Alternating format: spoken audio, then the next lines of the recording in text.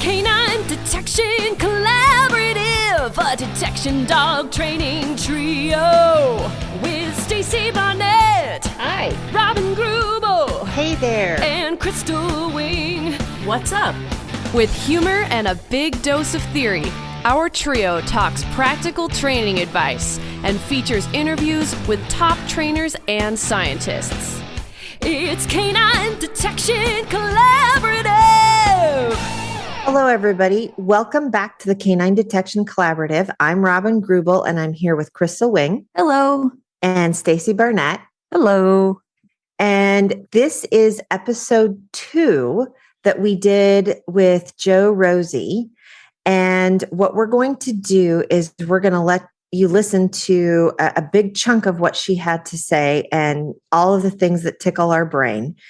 And we're going to see you on the flip side and talk about all of those important things that we pulled out of this particular episode. So enjoy the interview.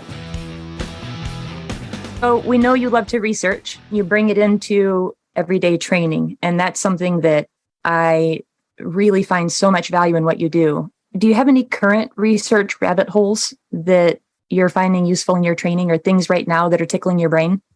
Yes, I've got lots of things that I'm looking at the moment, but I suppose if I had to pick one, if I had to pick 2 areas, one of them would be like your incentive salience models, because that whole little part of science is in a real state of flux and discussion at the moment. And that's something I love about science, is that when people think of it as this finite thing where you've got like, this is a scientific paper, this is the answer. But actually, when you reflect on how the scientific industry moves, is that it's like there's constantly these little wars going on about, oh, when this is my theory, but mine's like this, and it's a tiny bit differently, and they fight over it and they look for evidence. And it's like science is in a constant state of flux, because like science is just the method.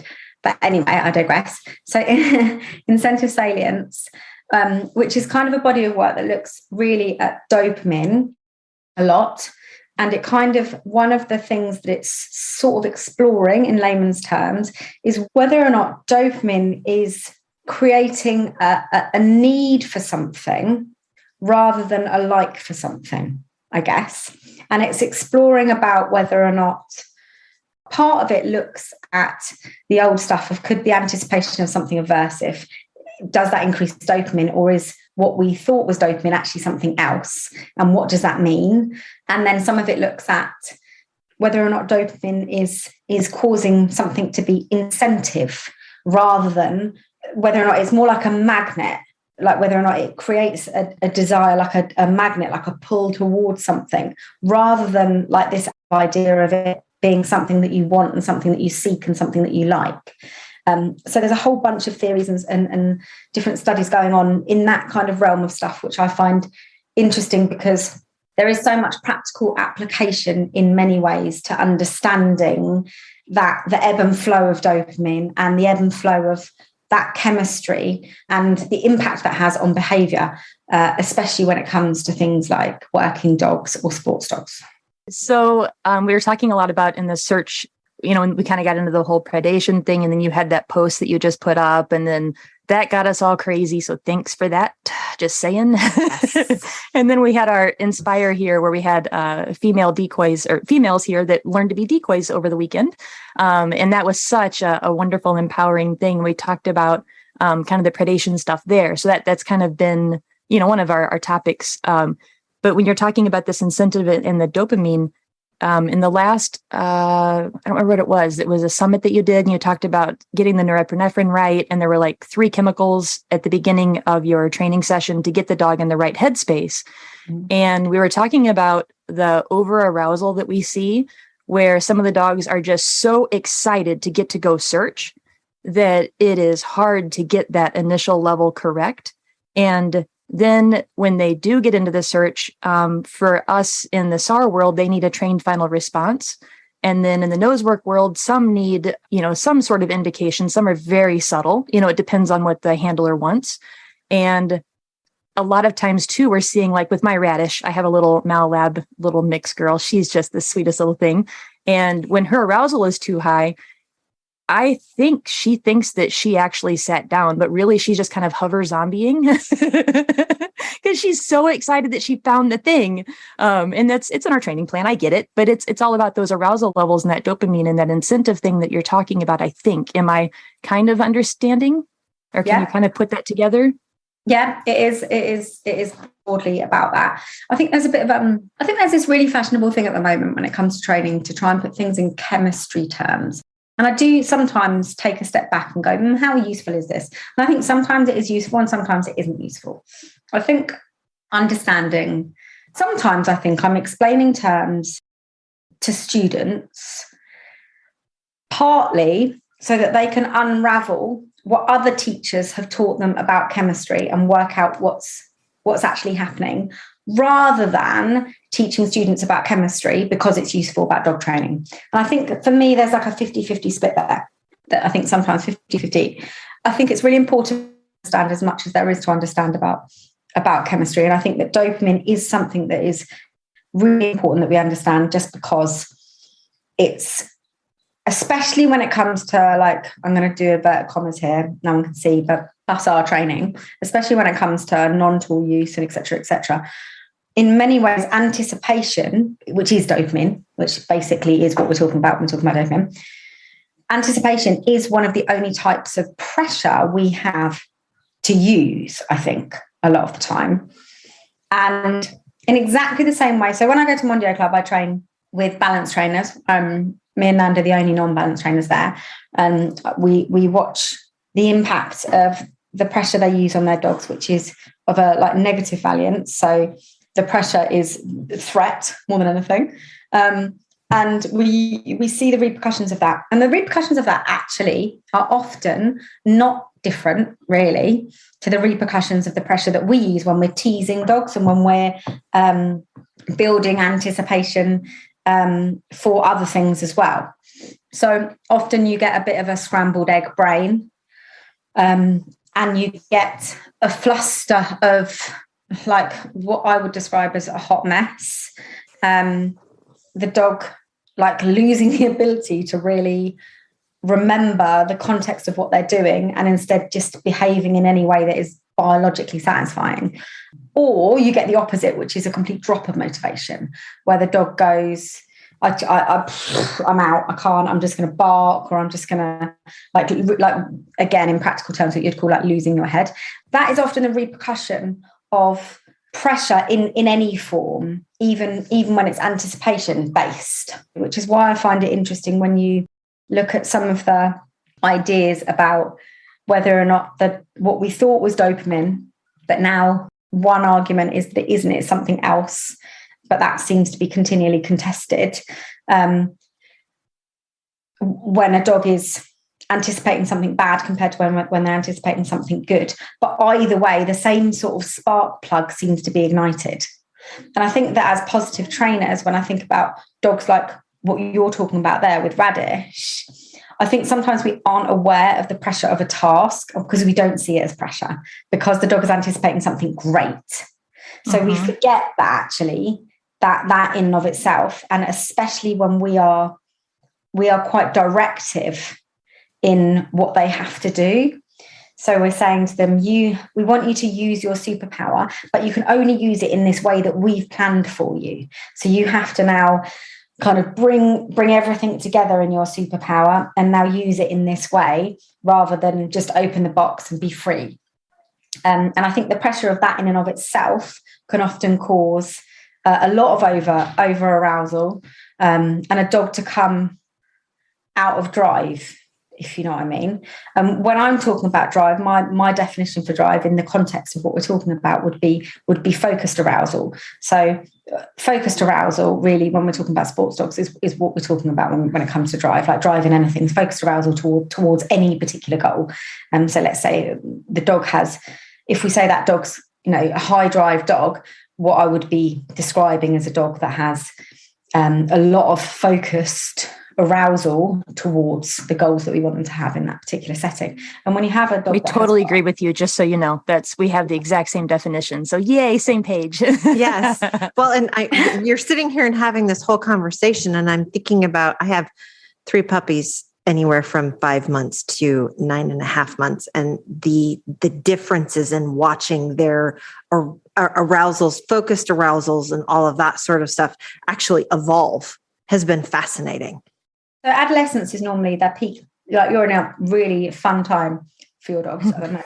That's a word, not necessarily the word I'd use, but that's a word. I have a 13-month and a 7-month, so I feel your pain. I feel your pain. Yeah.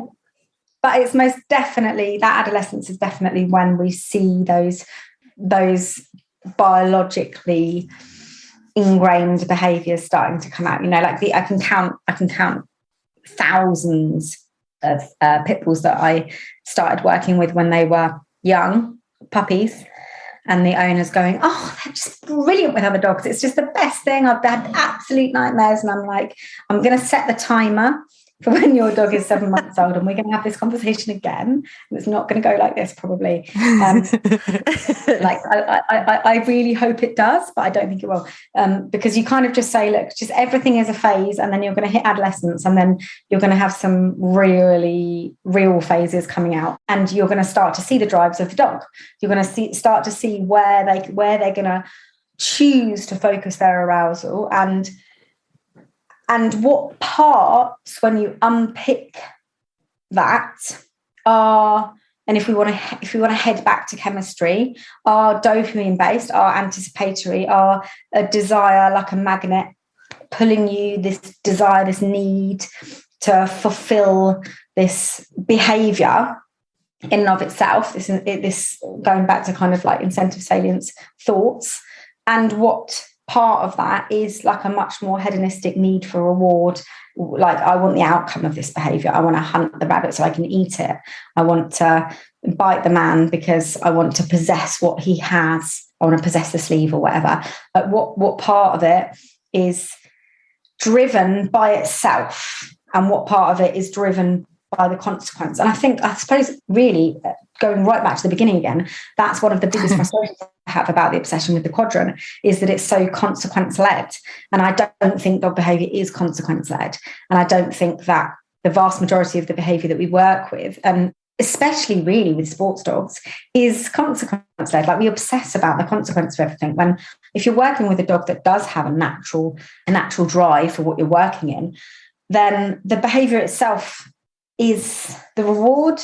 So there doesn't need to be a consequence half of the time.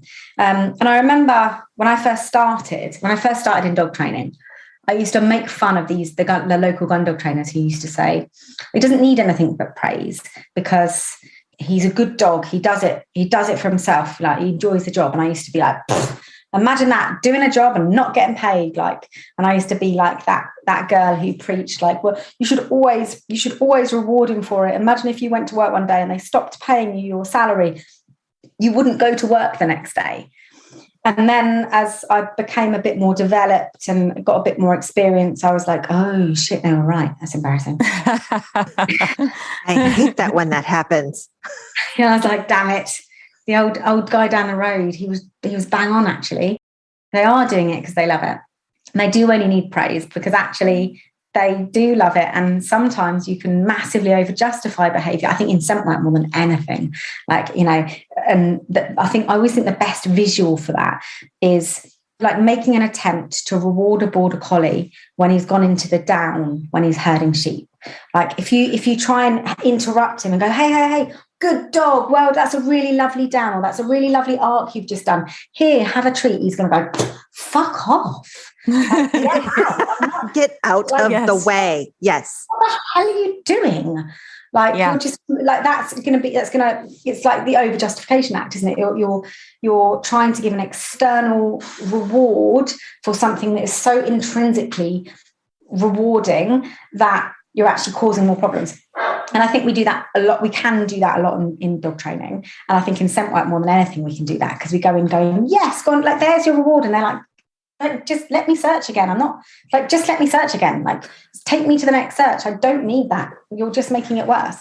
So I can't remember where that came from. But well, it's been interesting because I'm going from doing 20 years of detection work and all sorts of stuff into the hunt test field trial world, right? Mm-hmm. And having working quality labs that really all they want to do is go retrieve something and bring it back.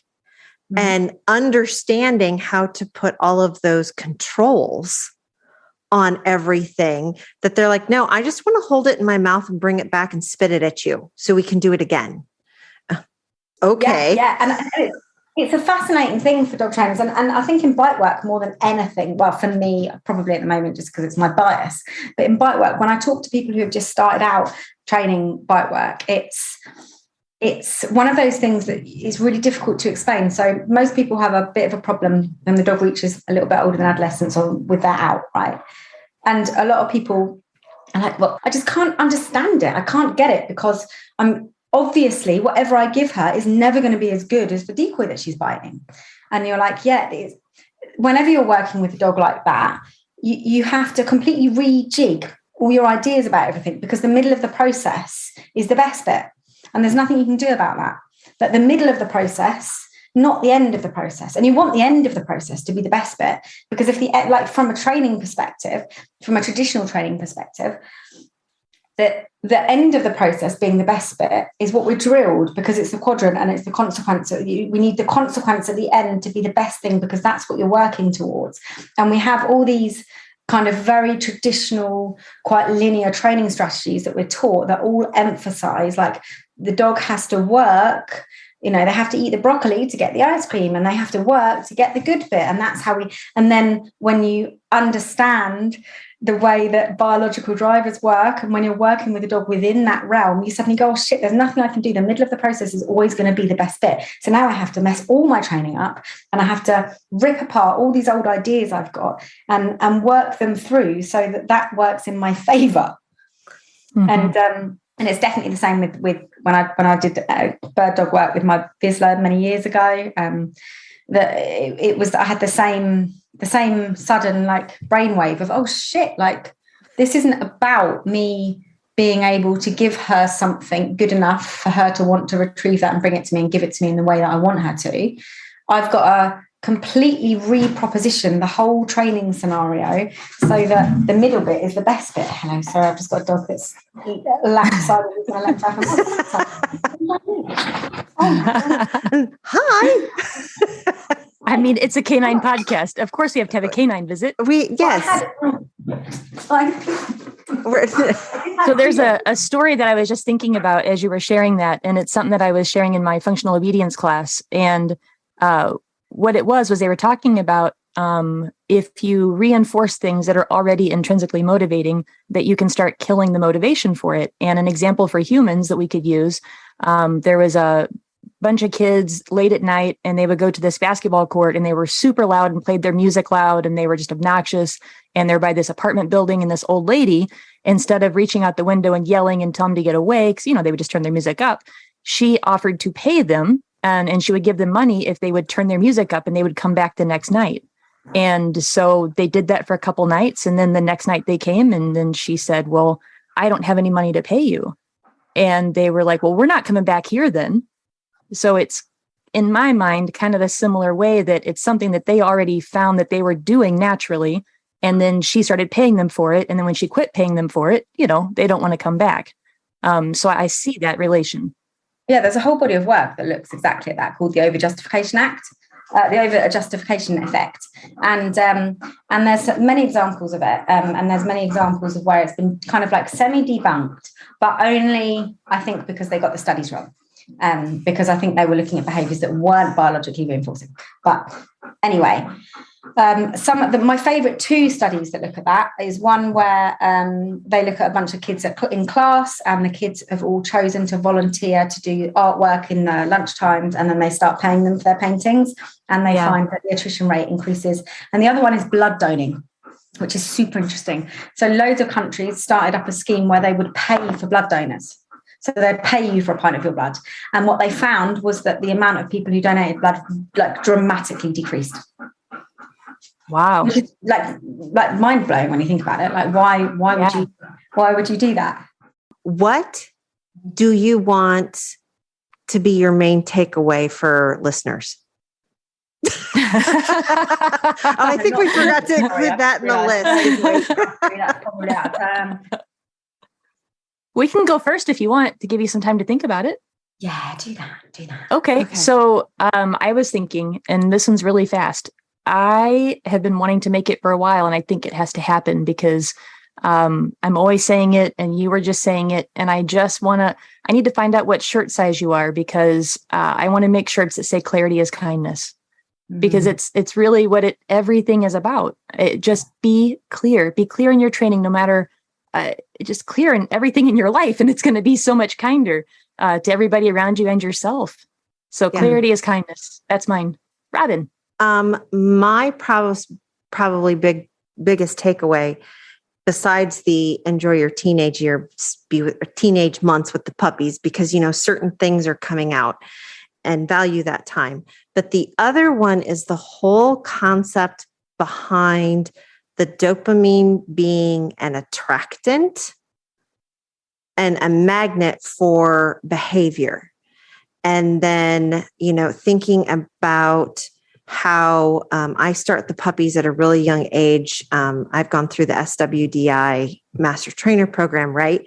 And so I'm using the bottle caps or the Kong pieces or whatever to teach these very young puppies this magnetic behavior of a sit and stare will get you all sorts of stuff. And I have a lot to think about on that dopamine thing. So expect lots of questions. or actually what I'd really love is some reading material, right? Where do I go to learn so I can think about that more? If you Google incentive salience and incentive sensation theories as well, if you just Google that, you'll head down a really beautiful rabbit hole and you just won't stop. Like there's so much, there's a whole body of work. So but also if you get a chance. I'm slow to write things down. You said incentive salience, and what was the other one? Incentive sensation theories. Thank you. If you also try and just listen to everything Simone Gabois says about it. I love him. My fave. Yes. I'm a big fan, and he talks a lot about it. And then you'll end up going down the rabbit hole of like sign seeking versus reward seeking, which is the other one. Before I said there was two things I'm really interested in. That's the other one, but we won't dig into that. That's the next one. Yeah, that's the next. So that's that. I think that's where I'd go with that probably. I guess my take home for people would be that breed really does matter. Like breed does matter, and the line in which the dog was bred really does matter. Like anything that speaks to the contrary goes against years and years of practical experience, as well as as well as a whole body of work from many, many other scientists. And when it comes to predation, thinking about what a dog has been bred to do and mastering using that desire to perform those behaviors really is the key to training any high drive dog. I think that would be my thing that I'd like people to think about and to take home really when it comes to their practical training, is to really think about what behavior is your dog like a magnet, like a moth to a flame for, and how can you use that in your training to your advantage? And I suppose remembering that using that doesn't mean it has to happen at the end, and thinking about developing training strategies and jumping outside of that box where we set up an antecedent and we get a behavior that we want and then we give it a lovely consequence, and tearing up that rule book, and instead going like things can happen in other orders. If the behavior is the reward, then how can we develop the beginning and the end to allow for a really beautiful training drill and a really clean way of training it that the dog still is going to repeat, and thinking about things in a different way. Because I think that when you start thinking about it like that, it opens up this world of creativity when it comes to looking at exercises that you just don't see at the moment. Like me and Nando do all these training drills and training reps, and I just think like is open to thinking about training in that way, in a different order, and not thinking about it in this linear setup that we've always been taught it in, has really made us train completely differently sometimes. I'm curious, how much time do you spend thinking about it versus doing it? I spend all the time that I can't spend doing it thinking about it. Yes. I think we're cut from the same cloth. I don't spend any of the time thinking about it when I could be doing it. There Exactly. you go. Yeah. Yeah. I love it. Yeah. I think we're totally cut from the same cloth. So we're going to pause there as we think about what Jo-Rosie just gave us with this whole concept of dopamine and incentive salience and incentive sensation. And just let everybody know that all three of us just went down a huge rabbit hole for looking stuff up on the internet and thinking about how this type of a concept may change how we do training and how we think about setting up our training and hides and reinforcement experiences and all of the things. So first thing we do, of course, is go to the lovely Google and put and start typing in incentive salience. And the fascinating thing that came up was a lot of it was related to addiction and how that actually put together. We often talk about making our dogs addicted to odor or addicted to the hide or addicted to the toy, all of those sorts of things. So when I call my Malinois crackheads, I'm actually pretty accurate then. I believe so, yes. Yeah. And I've always said that, especially when they're working, I always feel like they're just high. Their eyes are dilated and blown out and they're just high. And so then talking about the dopamine, yeah, we're right. They're high. well, it is kind of interesting. It's like, if I work with Prize, especially because I've talked about her, I call it a pathological food drive, right? And when I work with her, and it's really interesting, I'll literally, if we do some repetitive behavior, maybe not related to nose work necessarily, but just kind of even just sitting at heel and feeding, when she starts to anticipate that cookie starting to come, I look down at her and all of a sudden her eyes are black. There's something about that look that's just, maybe that's because I'm a decoy, but I love it. Well, that's at that point, I'm like, she's going to bite my hand off as I try to, she's going to get really sharky with that food. And I see those pupils blown out and I'm like, all right, I think we need to stop now because this is not the behavior that I'm looking for. When she's like, it looks like this like crazed animal sitting in the heel position. So, yeah. But as a decoy, that's the look that I'm always kind of, I'll use the word ate up about. Because you can see it, but then like when they're biting, you can just see them go through this whole bliss. Yeah. And I don't think I've ever seen or felt another creature that you can just feel that everything is right in their world. There's nothing better than that moment for them. Wow. And that's such a powerful thing. And I think that's where my rabbit hole keeps going with Jo-Rosie is I'm trying to figure out, she really twisted my brain around because like she said, the antecedent, the behavior, the consequence. Yeah. And for so much of what we do in protection sports and detection, the behavior is the high. That is the thing that they love the most. Yes. It's the hunting. It's the hunting with searching. And it's the biting for the protection sport. Yeah. Exactly. It's not the cookie. And so if we keep thinking that the consequence or the reward or the reinforcement has to be the highest thing, that's where I got so twisted with UConn for so long. Oh, yeah, my head's going somewhere else. Keep going. I got to talk.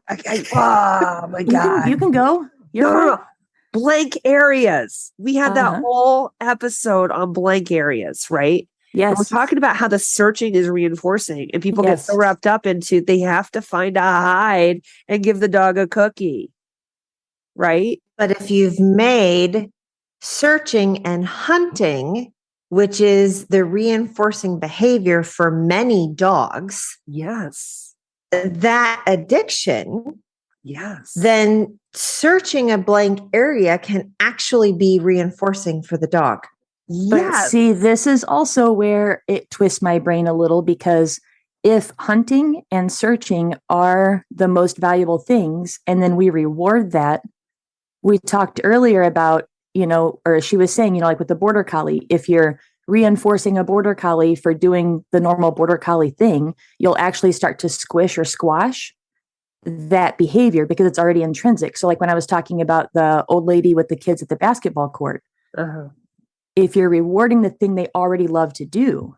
So now do you see the rabbit hole my brain is going in? Oh. So that's where when she said you have to rethink the whole ABCs of training, and I've always said it, it's not but lots of people have always said it, but I always really stress it's not a linear ABC. No. You give the cue, you do the thing, you get the reward. It all kind of flows together in like loopy training. Yeah. But now, Yes. okay, so let's say that the hunting, and I'm going to use my Yukon for the example. So I Yeah. go back and I'm almost thinking I can see how maybe I've caused some issues, but I can't quite get there yet. If hunting and sniffing are his number one, which I've always said, and I've always struggled with that, I have nothing that's bigger to reinforce that. And so I worked so hard to build this reinforcement system, and he made me work so hard to figure out games and things. But it was almost like Diet Pepsi, so like hunting is the Pepsi and the reward was the Diet Pepsi. Yeah. Oh, you guys, my brain Oh is God, that hurting. hurts. That hurts. But I'm also kind of thinking, my brain hurt. I mean, that's what I mean by that. Because all I'm doing is taking him away from the thing that he loves, no matter how I do it. So I think about this, Crystal, as you kind of reoriented the whole concept of reinforcement for Dash, because Dash also really, really likes going out and sniffing. Uh-huh. And so we put that on cue, go sniff, which is then becomes a sequence of behaviors I can reinforce. Yes. Because I told you to go sniff, you went and sniffed stuff. And then you come back to me and I can reinforce that. So basically, then what we're doing is we're saying, when I say go feints, go hunt, now I'm telling you to go hunt and sniff for this one specific carrot in this vegetable stew of the world. Oh, Robin, you just answered in my head. I just figured it out. Go ahead. So if you don't find the carrots, I can reinforce you for sniffing. If you do find the carrots, I reinforce you for finding the carrots. Yes. And so it becomes this ability, and I can actually, if I would really choose to do so, reinforce you for finding the carrots by telling you to go sniff again. Yeah. If that is your primary reinforcement activity. Yeah. So the incentive salience, going back and thinking about it, so we take the addiction piece of it that they talk a lot about when you start reading more about it. You have that repeated association of that, the neutral stimulus, right? So that's where we're going with that. So by me having the thing that he only kind of liked, but I paired it with the activity of searching, the incentive salience is then saying that the cue is the thing that he wants to search. He likes to search, because that's the whole like and want is the whole idea of the theory. Then he starts to like the thing that he gets when it's paired with the activity. So having the fur ball at the beginning of the search, it didn't have a lot of meaning for him. It was just something was okay. But now it's crack. Right. So because of using the search, so that's thinking of it differently. So instead of thinking of the reward after, we had to think about it differently, but I didn't know what I was actually doing in that way. I was just conditioning it, obviously, but it makes more sense understanding this theory. And you talk often, and I've seen you as you're teaching, talk to students who are so incredibly focused. Their dog may be that food drive dog, Dash. Dash is a lab. Dash really likes food. Even Sheba at this point, she's 8 months old. She still really prefers food to playing with a toy. Yeah. But I can pair toys and food together in our play so that the toy is actually becoming as reinforcing as food. Right. And I think that's what you're talking about is taking the fur ball and pairing it with hunt. Yeah. Because Yukon really enjoyed the hunting portion. So then you paired them two together. And often we do that in a more traditional way of playing hunt games for a toy. Yeah. And this time we had to flip it around. So that previously neutral thing, which is the fur ball, it was okay. It's now assigned incentive salience and it's manifesting as a craving. So anytime I get the fur ball, I can see that now he understands, and you can almost see that he wants to go search. He wants to go sniff. Yeah. And it's not just that he wants to play with the fur ball. He actively wants to go sniff. Okay. So how can I use this for radish now is what I'm thinking. Right. Well, which is a really great concept for us to think about. It, we talk about developing a reinforcement system for dogs. Yes. And we want them to be crack addicts for that toy or addicts for the toy. And then getting the toy is the reinforcement for finding the carrots. Yeah. And being able to, for those dogs that may not follow, for those of us who go out and buy puppies and want to do this with our own dogs, and we're not going through the whole professional cycle of pre-screening the dog that you're going to train, I will only take dogs that like Kongs, or I will only take dogs that like tennis balls on a string. Yeah. And because it fits the philosophy and the methodology that you train, there's those of us that are a little crazy, like all of us on this call.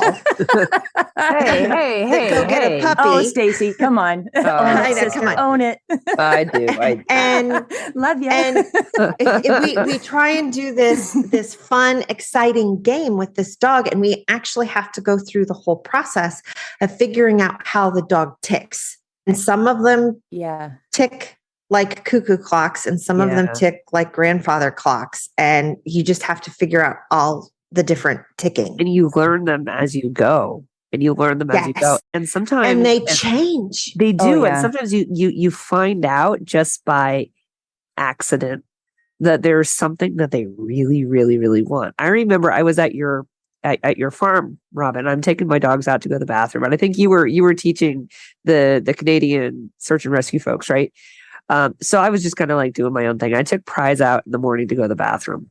I had her out going to the bathroom, and she encountered one of those little balls that now we call the crystal ball, right? And because Crystal gave them to me, that's why I call them the crystal balls. And they're just like these like rubber balls. It's like I think it's like old toys like mashed together, and it's all their leftovers. It's their recycles. Yeah, they're kind of gummy. And we'll put a link in the show notes. Oh yeah. We'll put a link.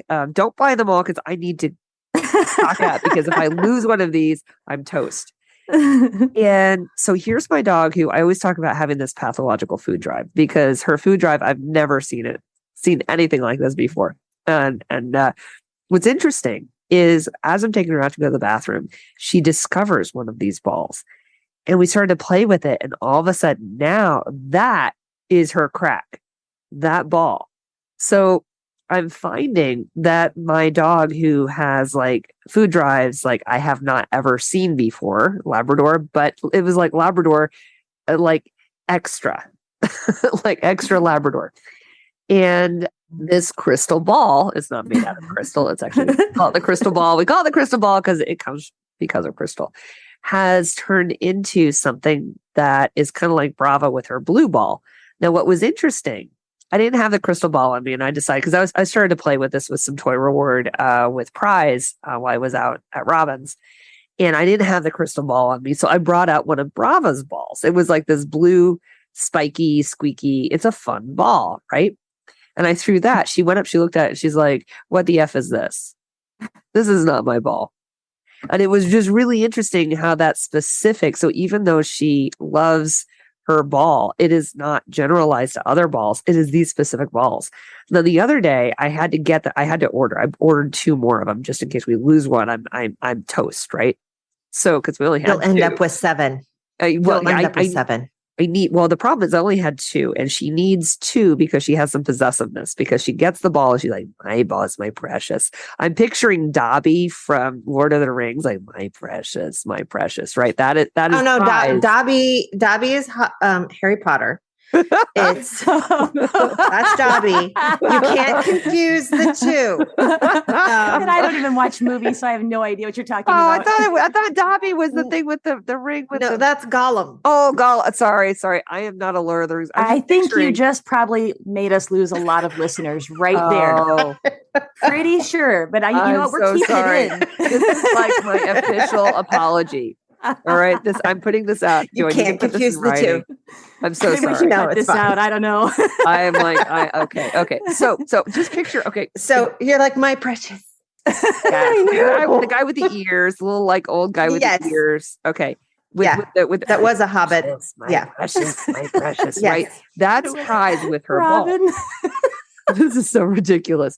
So that's her with her ball, right? She gets that. She got her ball. She's like, my precious. So I needed to do 2 ball with her. And then I got the drops. And so she was retrieving. She got the drops. So I have to have 2 balls. This all goes back to that. I have to have 2 balls. So I took these. So I ordered 2 more because if I lose 1 ball, I'm up a creek.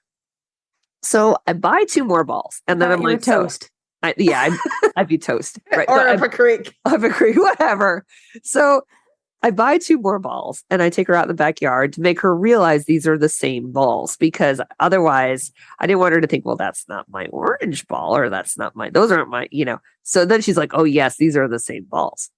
So I played with her and I brought her in and she's like, where did you put my balls? Like, it was crazy. Right. And so I put them in like this bowl and just put them on top of my cabinet. Just think, I got to get these out of her way. Well, next thing I know, she can smell them, right? Because, hey, I've got a dog. She's a dog. Exactly. A nose work dog. Yeah. Trained, specialized. A detection dog. Exactly. And she's got a really good nose. Trust me. She is literally climbing my furniture, trying to figure out, how do I get up on top of the cabinet to get my balls back? So it's really interesting how something like that. Anyway, long story short, too late. I put that bowl with the balls in a closed cabinet over my refrigerator because they are apparently that valuable. So my point is, going back to the beginning of the story, is that we sometimes accidentally find these reinforcers for our dog. So we can have this whole history with our dog thinking and the assumptions that, well, my dog is a food dog. My dog has pathological food drive. Then all of a sudden we find a crystal ball. and I think the point is that we have to be available and open to the fact that we are going to learn more about our dogs and what they really want as we go. Am I totally off topic? Yeah, no, I love the openness, because I think that's what I'm feeling with everything that Jo-Rosie said. Because I think at first, when we first recorded this, which was a month ago now, because we needed time to process. Yes, we did. And I mean, as much as we've been teaching and everything, I've had to listen to the interview that we did. I think I've listened to it 4 times. And every single time that I've listened, I've gained more based on where I am with Radish, and then thinking about when I'm helping my teammates. So one of the things that I'm also thinking about is tracking. So with IGP tracking, they have to put their nose in every footprint. And then there's a very sharp turn, either right or left, or even an acute turn. So it kind of goes back on itself. Oh, wow. The dog, even if they can smell the track that goes to the right or the left as an acute turn, they can't skip any steps. So we're asking them to do something that's very unnatural. You have to keep your nose in those footprints until you get to that exact turn. And then you have to continue that. And you can't take your nose past a footprint. So they can go not even a body length. They have to stop themselves and then reorient to the direction of the track. So just in case you're not familiar with the style. So here's the concern that we have sometimes. And I had this with Quinn. He loved tracking more than anything else. So I'm back to that whole thing of like Yukon loving the sniffing more than anything else. So then along this track, you'll have a carpet, a wood, and a leather article. Okay. And the articles, we always say, become punishing. And even just last week when I had Yukon on the track, Nancy was so nice to me. She laid a surprise track and I showed up and she put her billfold on the track. And, it's just something fun. And when he started to get up to it, you could see the moment that he could smell it. His tracking became very avoidance. Oh, because it was the end of the pleasurable. It wasn't even the end of the track even, but he knew that he was going to have to lay down at this article and he wasn't going to continue sniffing. And so traditionally we always reward the article with a big play or a big food or something. Yeah. But that's not rewarding. Having to stop tracking is the worst thing you can do. Okay. So then we started rewarding the article, which is getting to track some more. Right. But you have to keep the same consistency and speed of the track. So then when they've had to stop at this article and they really want to keep tracking, if you say, okay, well, your reward is to get to keep tracking. Well, when they start the track back up, they tend to start off too exuberant. Okay. So it's a weird kind of problem we're running into. So then we start putting spikes. Yes, because it's the reward is to get to track and you can't rehearse jumping up to go track again. It needs to be a very calm, methodical footprint to footprint. Yeah. So this has really been tickling my brain. So what we do with nose, when we're doing multiple hides, this is kind of reminds me of doing multiple hides with dogs who are really into the searching, right? And maybe dogs who tend toward high arousal. I'm kind of thinking about actually one of my students' dogs and her dog. She's got a dog that just completed Elite Champion. We started to work on the fact that he loved the hunt so much. We use the reward phase at the hide to lower the arousal. So I also kind of do this with Prize. Like when she gets to the hide, she's all excited because the hunt is very, very rewarding for her. Just to the hide, I reward her in such a way to lower the arousal. And then I resend her in a lowered arousal state because I know that arousal is going to spike again when she starts to search. But the problem with this is I still need the intensity of that tracking. So I can't really bring my arousal down. Well, you just want to just edge it down just a touch so that you don't get that explosion out. And I don't know about from a tracking perspective, but I don't want to like really bring down her arousal. It's just a get like using your head in the right space. Yeah. Yes. Or get all the squirrels going in the right direction. Yeah, get your stuff together. It's a refocusing. It's actually not even right. Exactly. That was close. But you know what? This is already going to be an explicit episode. If you listen to Jo-Rosie, oh, that's right. Yes, I forgot. Right. I love Jo-Rosie. I know. Oh I my do gosh, too. it was so. And I'm just sitting here going, it's an E. It's an E. It's an E. So can we just do explicit from now on? It would be so much easier. It would totally. be much easier. So, but the point is that it's actually not even so much of an arousal lowering. So maybe I'm using the wrong terms. It's more of like a focusing. Yes, it's just kind of like it get your act together. And I usually even though I don't have a sit on Prize as a final response, when I reward her, sometimes I ask for the sit because it just helps to kind of get her brain focused. Like, little girl, we got to focus here for a second. And she goes, oh, okay. Yeah. I can do this. Here's your cookie. And then she goes off and searches. And I don't know if kind of that's what you're talking about, is like a little bit of a refocusing before the engaging in the tracking again. I hear that. I think I'm still thinking about the whole incentive salience is telling me that the tracking is the behavior that is the most rewarding. Yeah. If I can put something before that, even kind of like I did with Yukon and the fur ball, I wonder if there's something that I can use there to also kind of work it. Is there like a tactile, just a refocus, like just putting your hands on them to just kind of help them to go, okay, before you start? I'm just kind of brainstorming a little bit, like. But it's not even the before I start. I think I'm going back to making articles not feel punishing. like a punishing thing when they're tracking. Right. And I was thinking about the when he starts to track again. Yeah. That And I you think have I a feel lot like of- I can work on that because I Okay. could even work on my start routine of making my start routine a very focused thing. And Yep. it'd be just like in nose work when we're doing a reset.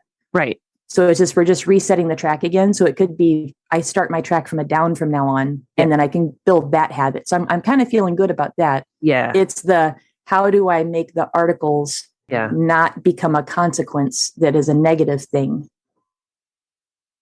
And that would be done, I would think maybe you could think about how you reinforce a controlled restart.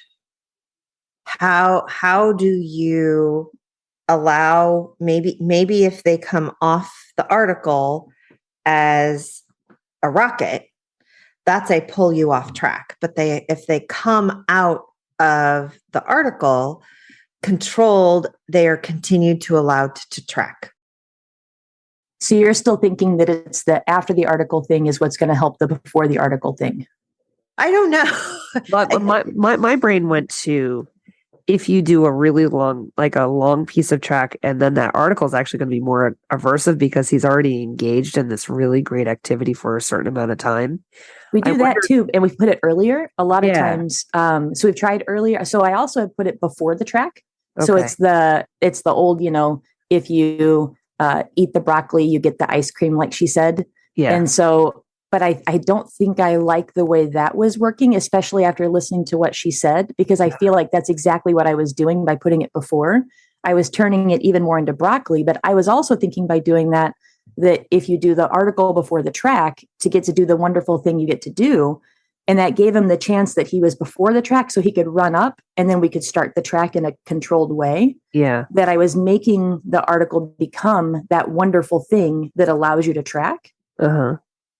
But I think it's kind of doing the opposite. It's keeping it as broccoli instead of turning it into ice cream. It's like all of a sudden, like I really, really, really hate my broccoli. And now I hate it even more because now I have to eat it in order to get my ice cream. Is that kind of...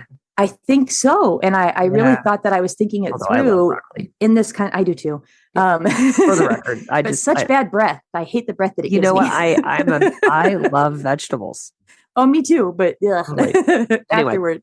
Yeah. So I thought that was an incentive salience thing. And so now that's now twisting my brain a little. Welcome, audience, to how we start thinking through problems. And when we find a new piece of information and the rabbit holes that we go down trying to understand and then modify how we think about training. Yeah, welcome to us chatting. Yes. Scary. It's really kind of scary. I was actually just thinking, like, even if you did like a half track. Well, we do article tracks too. And that seemed to help when the whole purpose is just find your articles. So hunting for articles is very reinforcing. Right. So all of the dogs we've worked with, if you throw a bunch of articles out in a field and you don't have the track associated with it, they love to go hunt for the article and tell you where they are. And then you take that article up and you tell them to go find the next article. Yeah. And they go and they dive after the next article. They love that game. Okay. So I think that's the answer. They get to play the article hunt game, which then after they find 5 or 6 of them, which they love that game, now that allows them to go into and do the actual track. But would you put an article on that track then? Sometimes not. Right. You don't have to. If they've done all of the articles beautifully, you could just, let's do a short track. Maybe there's no article. It doesn't have to look like a competition track. Right. So as part of the training plan. Yeah. Well, because remember, we talk about teach the dog, train the dog some more, then test the dog. That's what your trials are. They're testing the dogs. Yeah. It doesn't mean, and this is the thing that I see a lot in our detection dog world. Well, we have to set up our training problems exactly like certifications or exactly like a test or a trial. And we train. You are training a certain set of skills. So make sure that whatever you're training, it doesn't have to look like a trial. Doesn't have to look anything like a trial. You don't have to do, your setups don't have to look anything like what you're going to find in a trial at all. or a certification or or the fact that you always trial/certification. It doesn't have and this is it's interesting Great because you example. fall into those habits of, well, the certification says that everything has to sit for 30 minutes. So we set out all of our hides and everybody stands around and talks for 30 minutes. And then we start going to, work. And I think that actually does our dogs a disservice. It's an assumption based on what we believe, or what we've been exposed to, that all of a sudden we layer that onto how we train. Yeah. So this incentive salience theory for me just was a game changer for my tracking for a couple of the dogs, because I'm going to use the behavior that they already love, which is going out and hunting for 5 or 6 articles. And I think a lot of people will use article tracks, and I don't really, it's more punishing. I haven't found that to be something they really enjoy. Yeah. So instead I'll take 5 articles out. I'm going to throw it in the field random. I know he loves that game. He'll get to go out, find those articles. And then from that last article, I'm just going to send him to the track. So he's doing one thing he loves to one thing he loves. Yeah. And then at the end of the track, right in the middle. Yeah. Yeah. And then at the end of the track, which will probably be like a 600 pace track, just something nice and easy, no articles. Yeah. And then at the end of it, I don't really know how I'm going to end it without the article, because that's something he's been used to. I think I might just have a fur ball come out of the sky. Yeah. Oh, you guys, I'm so excited. I can't wait to see how it goes. Okay. So we still have 2 more chunks of the Jo-Rosie episode to talk about? So many things. Yes. So thank you for helping me today. Yeah, you're welcome. and thanks everybody. And make sure to check out the website, sign up, and make sure to follow us on Facebook. Canine Detection Collaborative. We appreciate the time you spend with us. If you liked this episode, not only should you follow us so you don't miss the next one, but please also rate and review us in your favorite podcast app. For info on collaborating with us, go to k9detectioncollaborative.com. That's K9detectioncollaborative.com, where you can find our socials and pick up our latest monthly freebie. Join us again to talk training in the next episode.